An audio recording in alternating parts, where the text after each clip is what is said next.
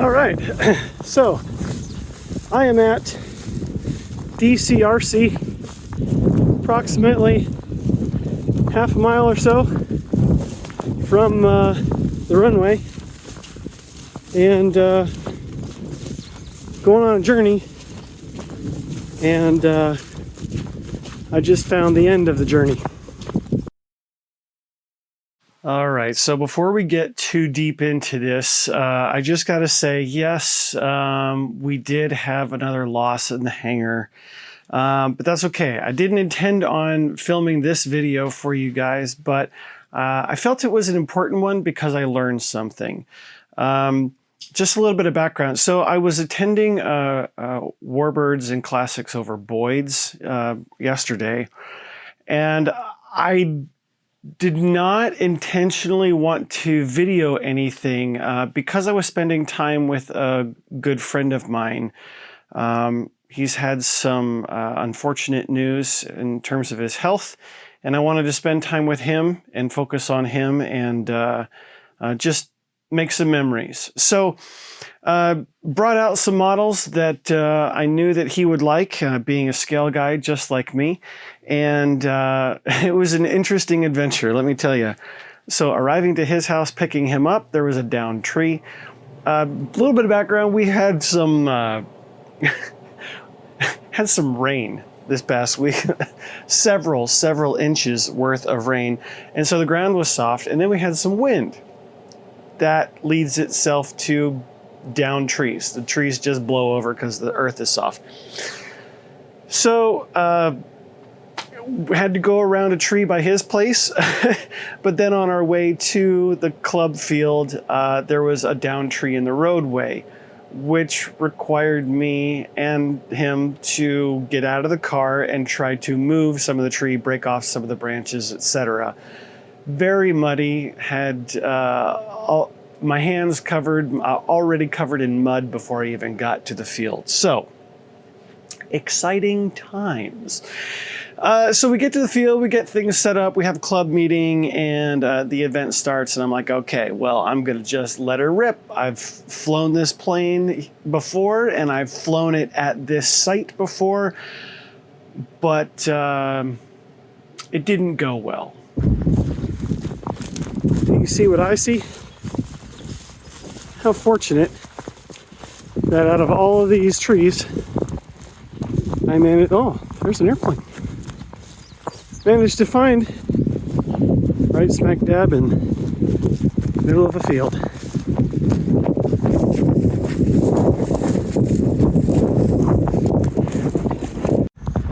By the way, I have a machete and waders on,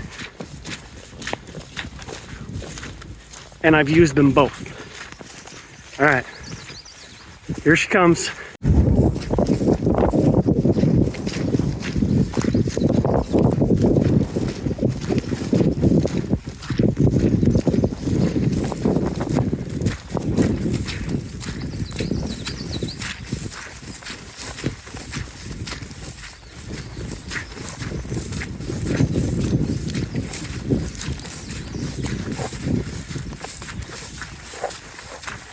Wow. What a spectacular ending to an amazing model. And unfortunate. All right, I haven't touched anything yet, but walking around definitely looks like she went in like that. And the fuselage just bifurcated, wings shattered all over the place. Yeah, engine is buried, canopy buried, and even got that broken off.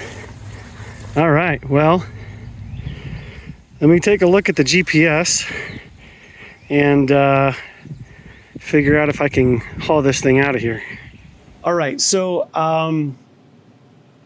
obviously the plane crashed. Let me explain really what happened. So took off left to right, doesn't matter because the wind was a crosswind. It was a dead crosswind and it was coming from my rear, okay?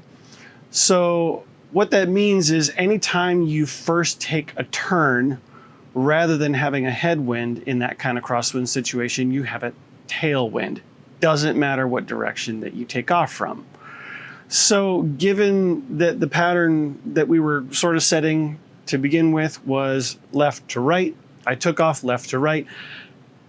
Again, Ed, I'm sorry. I did not hear you call out your landing approach. I just did not hear it. It's basically open headers on my plane. I'm sorry. Okay, moving on. I do feel really bad about that, that you were trying to land and I just did not hear you because I was wheeling out a plane with open headers. Anyway, moving on. So I take off. It's a nice shallow takeoff. It's slow and lumbering just like it is before. But I'm finding that I'm running out of space. I'm getting into the trees at the far right end of the field.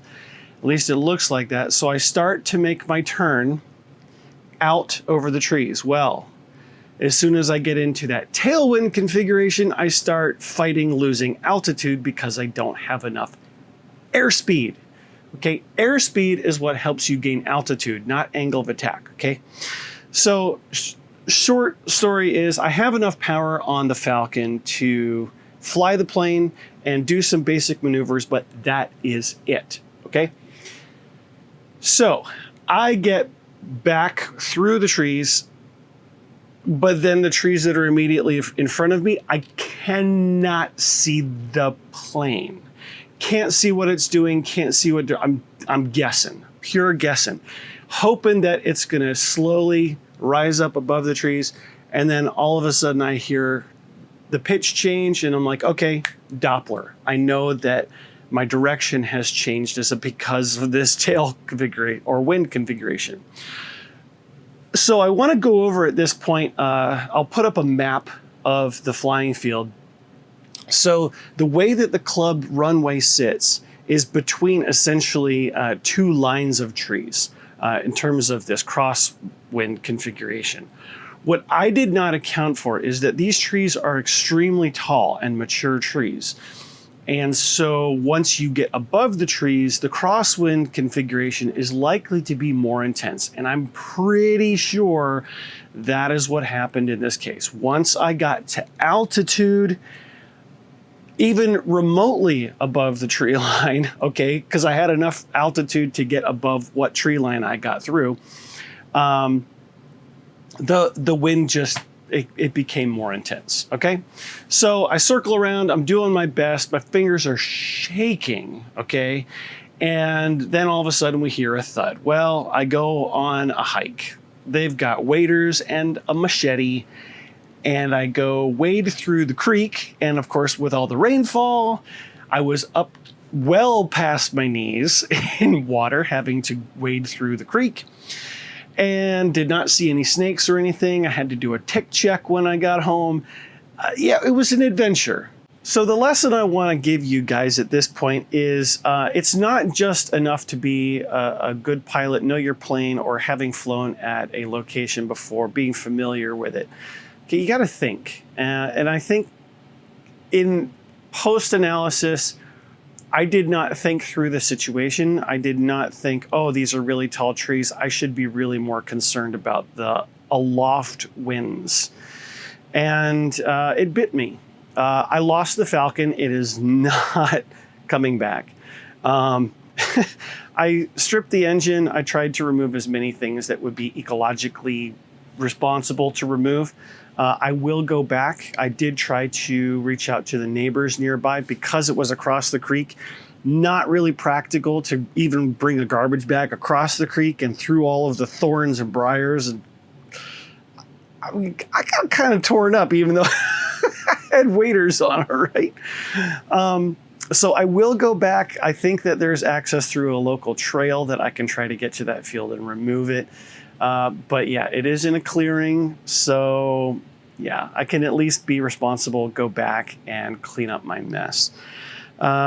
So yeah, I've learned that as a pilot, there are things that you get complacent on, and weather is one of them. As an RC pilot, you can become complacent. So that being said, I've got things on my bench. I've got a project that I want to work on for my friend. So please excuse maybe some content that isn't entirely engaging. I want to focus on him and help him make some good quality time right now. I hope you can read between those lines. And I want to respect his privacy and how he's handling this news. So anyway, we're going to move on. We're going to do some modeling things, and we're going to get some Dubro parts, right? Head on over to Dubro.com. Use code Josh10. Save yourself a little bit of money, and keep learning from your flying works of art.